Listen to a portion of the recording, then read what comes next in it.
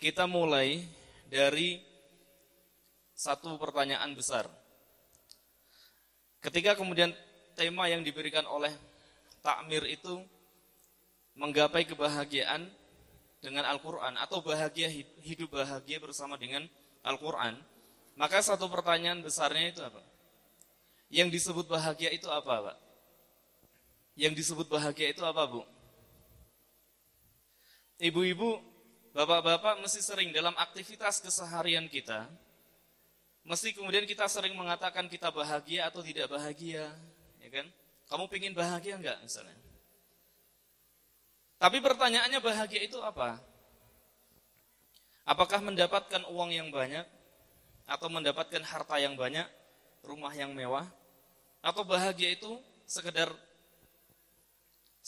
formalitas dan sekedar material? Atau bahagia itu apa?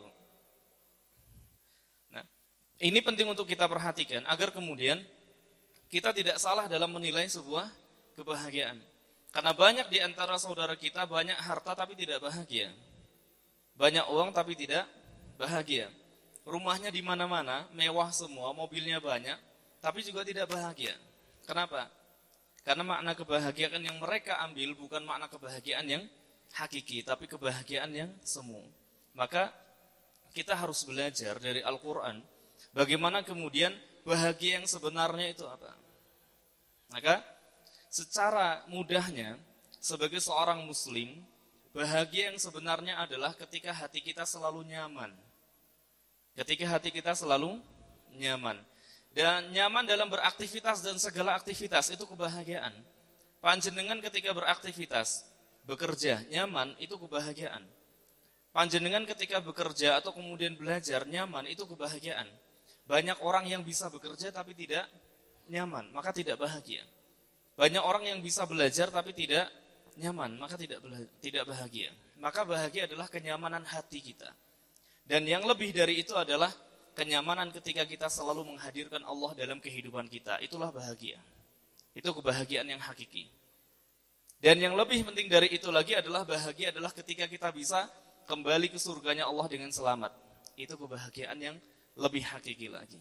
Maka sebagai seorang muslim, sebagai seorang mukmin, kebahagiaan adalah nanti keselamatan di akhirat, bukan di dunia. Apakah tidak penting kebahagiaan di dunia? Penting.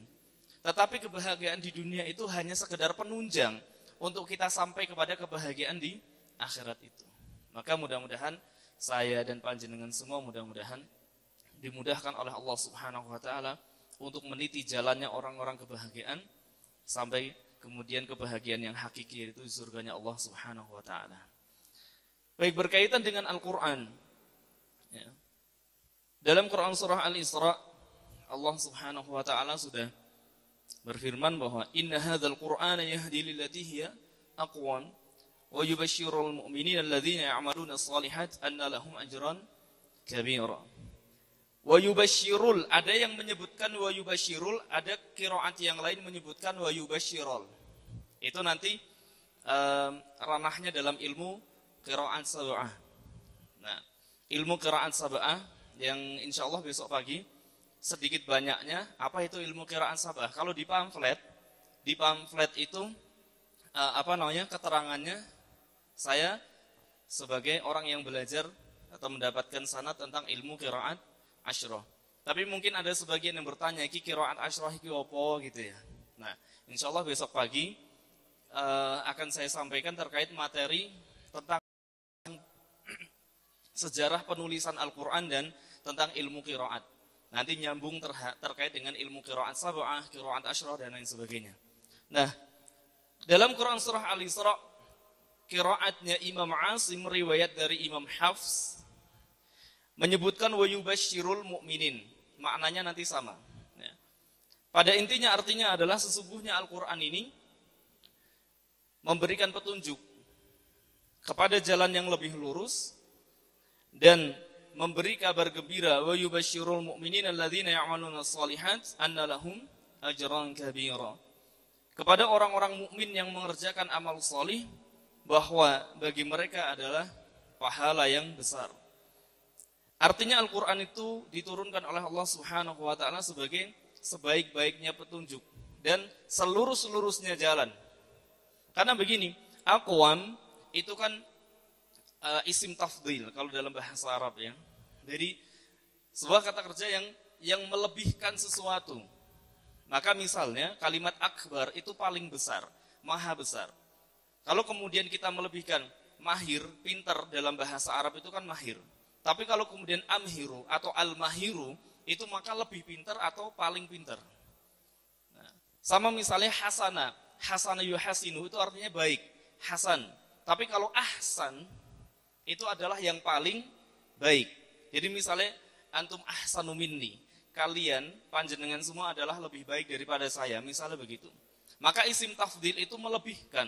Sama, aqwam itu juga sama. Yang paling lurus itu adalah kembali kepada tadi inna hadzal qur'ana, yaitu kepada Al-Qur'an. Maka tidak ada jalan yang paling lurus yang lebih lurus kecuali daripada jalan-jalan Al-Qur'an. Ya. Lebih dalam lagi nanti ketika kita pelajari dalam kitab-kitab tafsir itu akan lebih detail penjelasannya. Baik, kemudian Al-Qur'an juga diturunkan oleh Allah Subhanahu wa taala bukan untuk membuat susah. Ini tadi. Kalau tadi bahagia itu artinya nyaman, maka lawannya dari bahagia adalah tidak bahagia. Berarti ketika tidak bahagia tidak nyaman.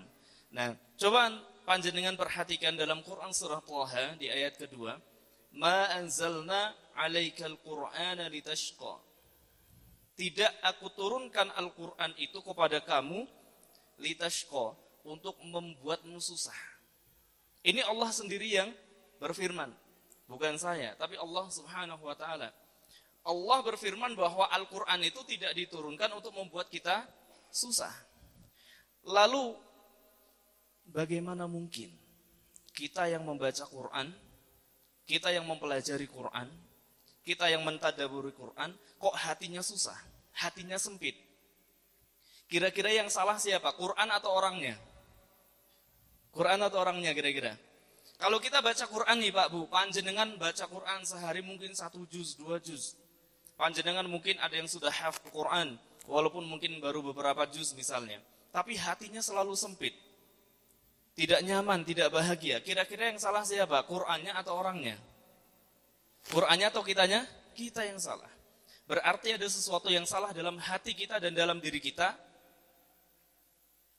Mungkin bisa jadi salah dalam memahami dan lain sebagainya. Tapi pada intinya Allah sendiri yang mengatakan demikian. Bahwa Al-Quran itu tidak diturunkan untuk membuat susah. Maka otomatis Quran diturunkan oleh Allah untuk membuat kita menjadi lebih tenang dan lebih nyaman.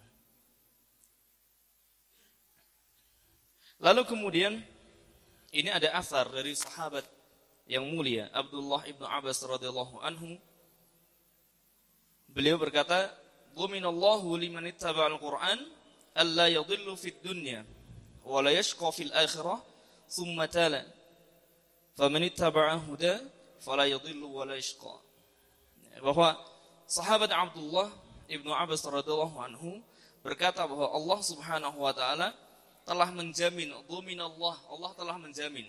Karena ini menjadi fi'il madhi, sesuatu yang sudah berlalu. Maka sudah sejak awal sampai kemudian berikutnya. Itu makna dari fi'il madhi, sesuatu yang sudah lampau dan akan terus terjadi. Dhaminallah liman ittaba'al Qur'an. Allah telah menjamin bagi siapapun yang mengikuti Al-Qur'an alla yadhillu fid dunya. Dia tidak akan pernah tersesat di dunia. Wala yashqa fil akhirah, dan tidak juga merugi di akhirat nanti. Summa tala, kemudian beliau membacakan sebuah ayat, faman ittaba'a huda ya fala yadhillu wala yashqa, surah Thaha. Ya. Di dalam surah Thaha ayat 123 ini. Kemudian beliau membacakan faman ittaba'a huda ya fala yadhillu wala yashqa. Lalu barang siapa yang mengikuti petunjukku, ia tidak akan sesat dan tidak akan celaka. Athar sahih diriwayatkan di dalam kitab Al-Musannaf Ibnu Abi Syaibah. Artinya apa? Bahwa kalau kemudian ketika kita mengikuti Al-Qur'an, tidak akan pernah tersesat, tidak akan pernah celaka di dunia dan di akhirat nanti. Tapi dengan catatan, mengikuti Al-Quran dengan cara yang baik dan benar.